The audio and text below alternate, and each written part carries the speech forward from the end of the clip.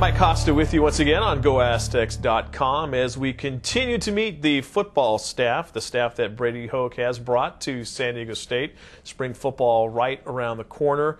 Lots of different areas that Aztec fans will have their eyes on. One of those offensive line coach Darrell Funk joins us here on GoAztecs.com. Darrell, appreciate your time. Appreciate being here. Good to be here. The offensive line was one of those positions last year hit with the injury bug, unfortunately, and a lot of very young, very green guys were thrown into the fire. It was that baptism by fire. Can that be a good thing, though, looking back on it, if someone is forced into a situation and realizes, hey, I did pretty well, I was able to keep my head above water playing the offensive line position? Well, I definitely think when you play before that's not necessarily supposed to, but when you play early, when you play in those type of situations, sometimes it's not fun at the time, but it's a silver lining in the cloud down the road because more kids gain experience and different things. And definitely, I mean, there's a lot of traits for successful offensive lines, and one of them is experience. And anytime you have guys in the game that have been through the fires, understand what the tempo is like once you get going live in real games, that's always a bonus for you. You talk about those traits. What do you look for in the guys, those big uglies up front?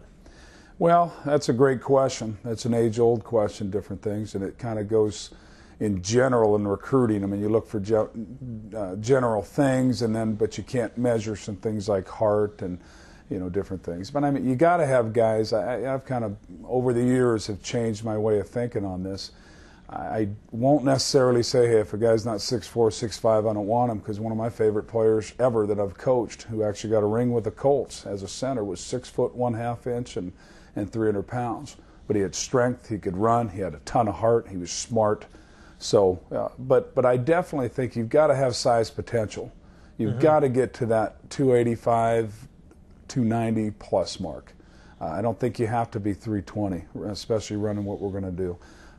But I think size potential, I definitely think this game, no matter what schemes are implemented, no matter what year it is, whether it's 20 years from now or 20 years in the past, if you're not tough, if you're not physical, and if you're not willing to grind it out with and be a physical force up front, I don't think you can survive in this. Some football purists will tell you there are certain things you can teach. You can teach footwork and technique, and you can show people how to lift weights and eat properly.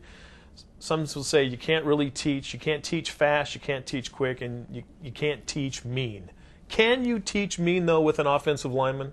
Somebody to play with that chip on their shoulder and to have that little streak when the ball snapped?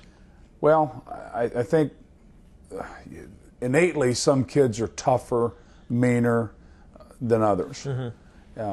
But I think you can push kids to the edge of being a nasty, mean guy in a couple ways. The way they're trained in the weight room here now with what Coach Wellman's doing, those guys are pushed to the brink of having to step forward and have a nasty, finishing, mean mentality that they don't make it down there. So yes, I think you can teach that. I think you can push kids. I think it's more you show them what you want on tape, and you just push them to have that nasty streak. Like I said, some kids are just that way.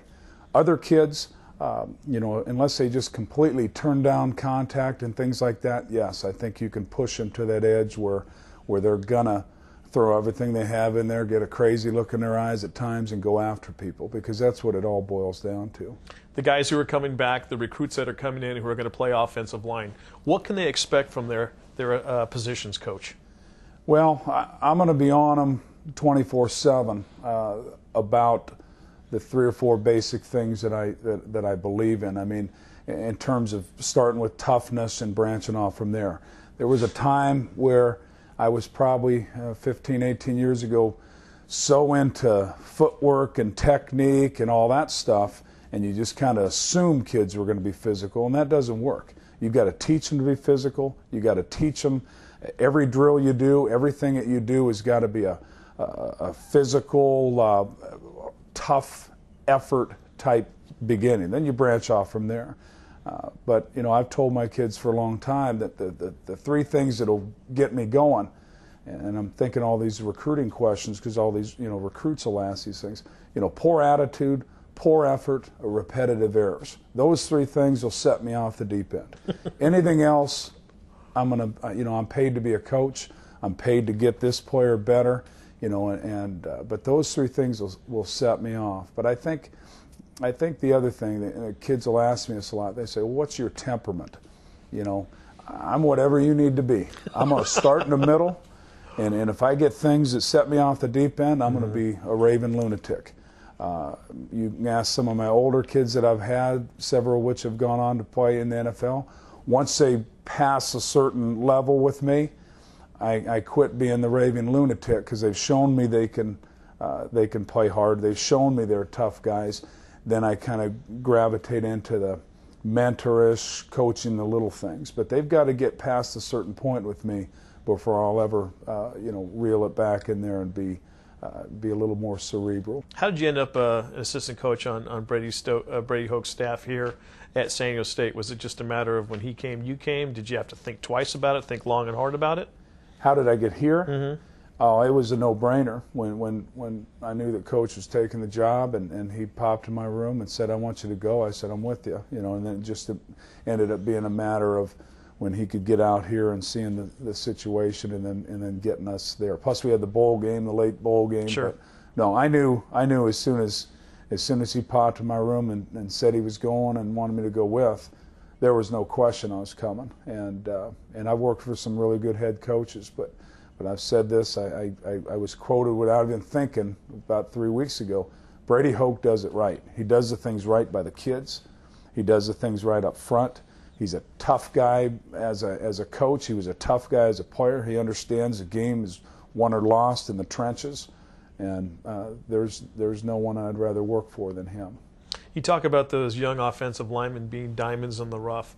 The Aztec football program as a whole, for the longest time, has been looked at as a diamond in the rough. Can you sense, though, what Brady has brought to Montezuma Mesa in just a few short weeks? To me, it seems like it's palpable, this new level of anticipation, excitement for what you, the rest of the staff are going to do for Aztecs football.